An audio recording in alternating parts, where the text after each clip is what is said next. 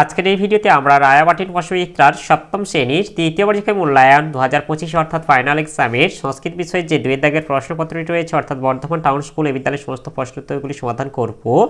প্রশ্নপত্র সমাধান করার আগে বলে দেই, আমার পরবর্তী ভিডিওগুলি বানাতে অনুপ্রাণিত করার জন্য চ্যানেলটিকে অবশ্যই সাবস্ক্রাইব করে নেবে এবং এই ভিডিওটি যদি তোমাদের ভালো লেগে থাকে তাহলে ভিডিওটিকে লাইক, কমেন্ট ও শেয়ার করে দেবে। তোমাদের প্রথমে একইটা আছে, বাংলায় অনুবাদ করো যে কোনো দুটি।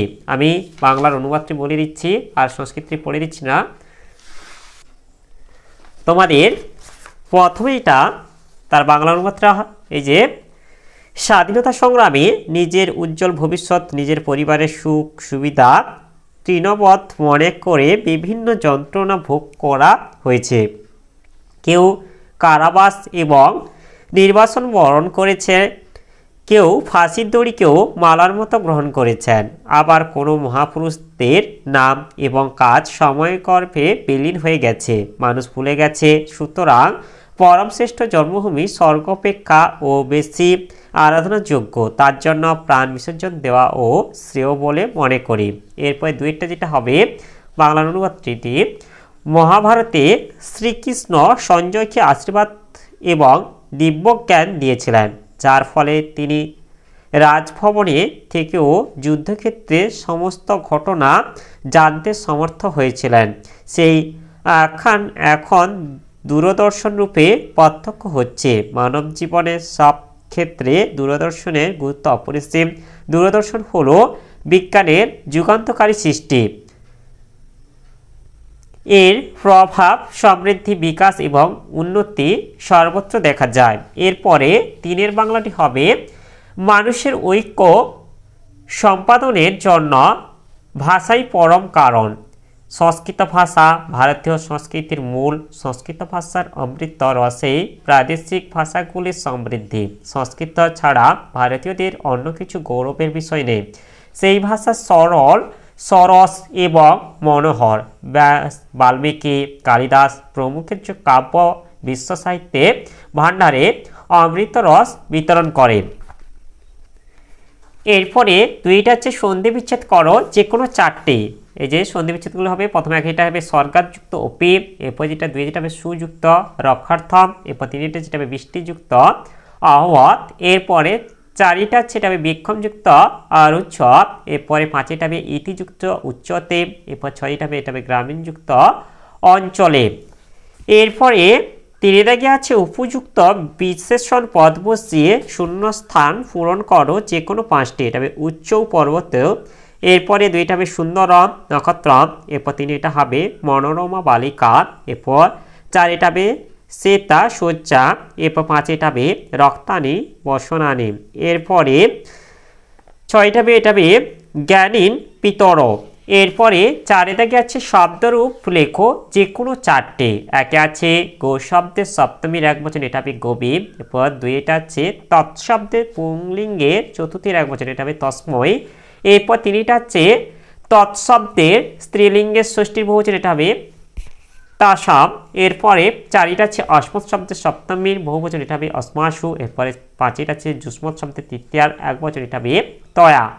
এরপরে পাঁচটা আছে ধাতুরূপ লেখ যে কোনো চারটে।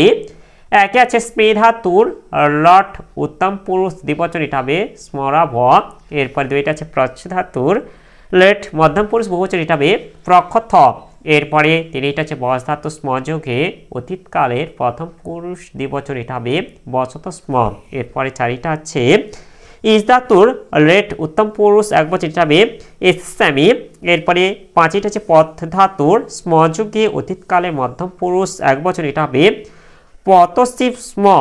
এরপরে ছয় দাগিটা আছে লিখিত অব্যয়পদগুলির অর্থ লিখে সংস্কৃতে বাক্য রচনা করো যে কোনো চারটি। এক আছে সহসা, সহসা মানে হঠাৎ, এটি দিয়ে বাক্য রচনা করলে হবে সহসা বৃষ্টি আহ্বত। এরপরে দুইটা আছে উচ্চে, উচ্চে মানে উচ্চস্বরে, তবে স উচ্চেও বদতি। এরপর তিনটা আছে ইদানিং মানে এখন, ইদানিং অহং পঠামি। এরপরে চারিটা আছে পুনঃ, পুনঃ মানে এটা হবে আবার, স পুনঃ গৃহং গচ্ছতি। এরপরে পাঁচটা হচ্ছে বাদ, বা মানে এটা হচ্ছে অথবা, রাম বা শ্যাম গভীর সতী। এরপরে 7 দাগে আছে নিম্নরেখা পদগুলি কারণ সহ কারক ও বিভক্তি নির্ণয় করো যে কোনো 6টি। এটা হচ্ছে ছাত্র জ্ঞানায় পঠতি, এটা হবে নিমিতার্থে চতুর্থী বিভক্তি।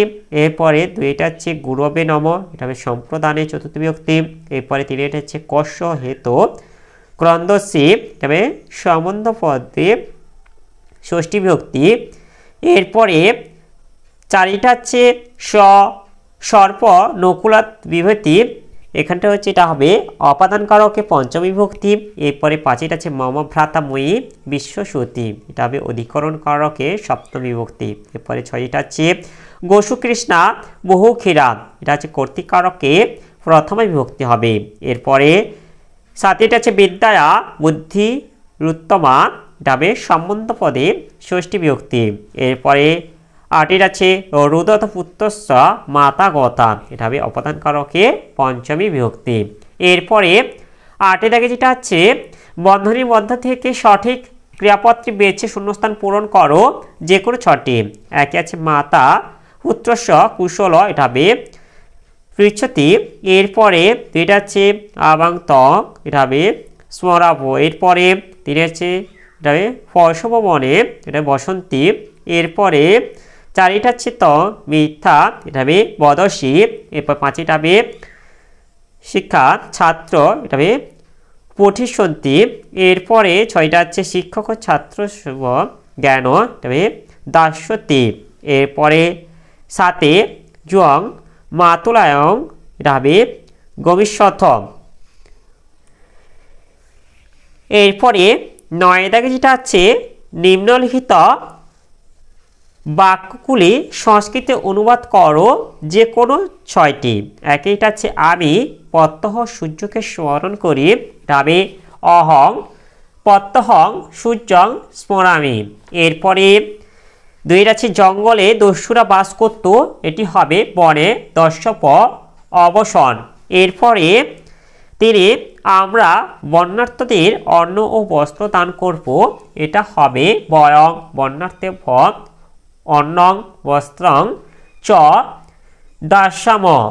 এরপরে 4টা আছে সে আজ বাড়ি আসবে না, এটা হবে স অদ্য গৃহং ন আগস্মিষ্যতি। এরপরে 5টা আছে তুমি ডাক্তার হবে, এর অর্থ হবে তং চিকিৎসক ভবিষ্যসি। এরপরে 6টা আছে ভ্রমরকুলি মধু পান করছে, এর অর্থ হবে ভ্রমরা মধু পিবন্তী।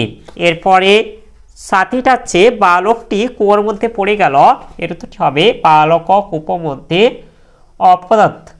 এরপরে 8 আছে রবীন্দ্রনাথ গীতাঞ্জলি লিখেছিলেন, এর অর্থ হবে রবীন্দ্রনাথ গীতাঞ্জলি অলিখত। এরপরে 10 থেকে যেটা হচ্ছে ভুল সংশোধন করো যে কোনো 5টি। একে আছে পেচোকা দিবায়াং ন পশন্তি, এটা হবে পেচোকা দিবা ন পশন্তি। এরপরে 2টা আছে বালকা দ্রুতায় ধাবন্তি, এটা হবে বালকা দ্রুতং ধাবন্তি। এরপরে 3টা হচ্ছে বৃদ্ধ কর্ণায় বধির, এটা হবে বৃদ্ধ কর্ণেন বধির। এরপর 4টা আছে বনস্য উভয় নদী, এটা হবে বনম উভয়ত নদী। এরপরে 5টা আছে বালিকা দুঃখায় ক্রন্দতি, এটা হবে বালিকা দুঃখের ক্রন্দতি। এরপরে 6টা আছে শিশু শয্যাম সেতে, এটা হবে শিশু শয্যায়াং সেতে। এরপরে 6টা 7 মিথ্যাবাদ ধিক, এটা হবে মিথ্যাবাদীনং ধিক। তাহলে আজকের ভিডিওতে আমরা সপ্তম শ্রেণীর সংস্কৃত বিষয় চেয়ে 2 নম্বর প্রশ্নপত্র ছিল তা সমাধান করলাম। আর ভিডিওটি শেষ করার আগে বলে দিই, তোমরা যারা এখনো পর্যন্ত আমার চ্যানেলটিকে সাবস্ক্রাইব করোনি অবশ্যই চ্যানেলটিকে সাবস্ক্রাইব করে বেল আইকনটি অল করে দেবে পরবর্তী ভিডিওগুলি নোটিফিকেশন তাড়াতাড়ি পাওয়ার জন্য।